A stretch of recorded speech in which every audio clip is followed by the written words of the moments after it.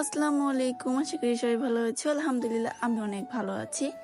আজকে তোমাদের সাথে অনেক সুন্দর একটা ভিডিও শেয়ার করব। তো এই ভিডিওটা দেখতে হলে তোমাদের সম্পূর্ণ ভিডিওটা দেখতে হবে। তো আজকে আমি শাড়ি পরবো। এই শাড়িটা আমি ঈদের মধ্যে কিনেছিলাম, কিন্তু পরা হয়নি। তো ভাবছিলাম কবে পরবো। তো আজকে সেই দিনটা চলে আসলো, আজকে শাড়িটা পরবো। তো এই জন্য সবকিছু গুছিয়ে বাসা থেকে বের হয়ে রেডি হয়ে বাসা থেকে বের হয়ে পড়ি।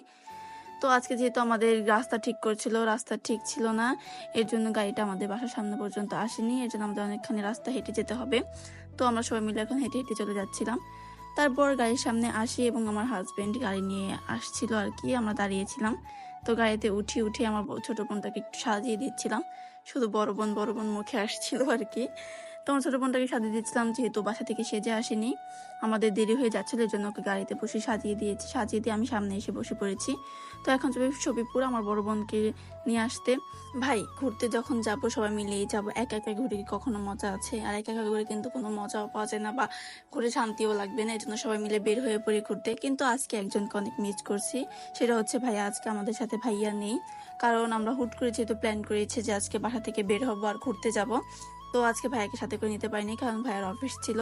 এর জন্য ভাই আজকে আমাদের সাথে যেতে পারিনি। তবে নেক্সট টাইম আমরা অন্য একদিন ভাইয়াকে নিয়ে ঘুরতে যাব। এরপর গল্প করতে করতে চলে আসি আমরা কোনাবাড়ি। আজকে কিন্তু আমরা একটা নতুন জায়গায় যাচ্ছি। অন্যদের কাছে জায়গাটা পুরনো হতে পারে, কিন্তু আমরা যেহেতু প্রথম যাচ্ছি, এই জন্য আমাদের কাছে একটা নতুন জায়গায় বলতে গেলে। তো আজকে আমরা যাচ্ছি হচ্ছে হিজল ক্যাফে। আর যেতে যেতে দেখো আমার বাবাটা কি সুন্দর দুষ্টুমি করছিল গাড়ির মধ্যে, অনেক পাকনা পাকনা কথা বলছিল, মানে আমরা গান বাজাচ্ছিলাম আর কি গাড়িতে। ও সেই গানগুলো বলছিল এক লাইন করে, মানে এত কথা শিখেছে মাশাল্লাহ।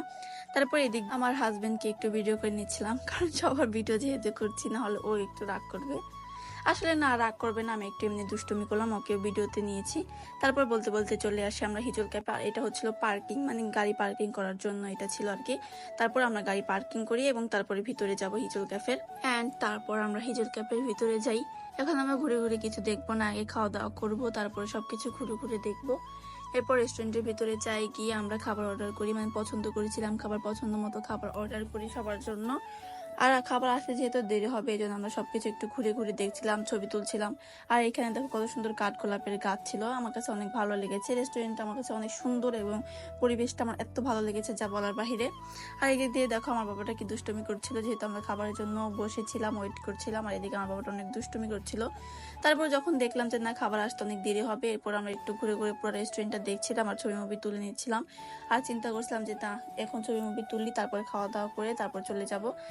তারপরে আমরা যখন নাকি বাইরে এসেছি ছবি মুভি তুলতে, তখনই ওইটার এসে বলে যে আপনাদের খাবার রেডি হয়ে গেছে, চলেন। তারপরে কি আর ছবি না তুলে আমরা খাওয়া দাওয়া করি, খাবার দাওয়া শেষ করে তারপরে বিল আসে। আমার হাজব্যান্ড এদিক দিয়ে বিল দিচ্ছিল আর কি। তারপরে বিল দেওয়া শেষ করে আমরা বাইরে যাব, বাইরে গিয়ে কিছু ছবি তুলবো সবার সাথে, মন মতো ছবি টবি তুলে তারপর বাসায় চলে যাব।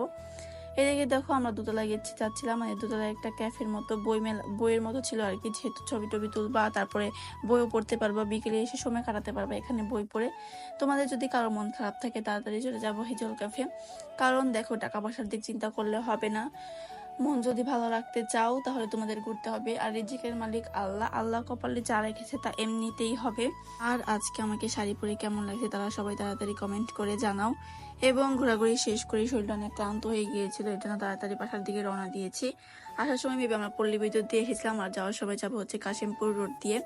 আমার হাজবেন্ড নাকি কাশিমপুর কারাগারে দেখবে। এই তো আজকে ভিডিওটা এই পর্যন্তই। আল্লাহ হাফেজ।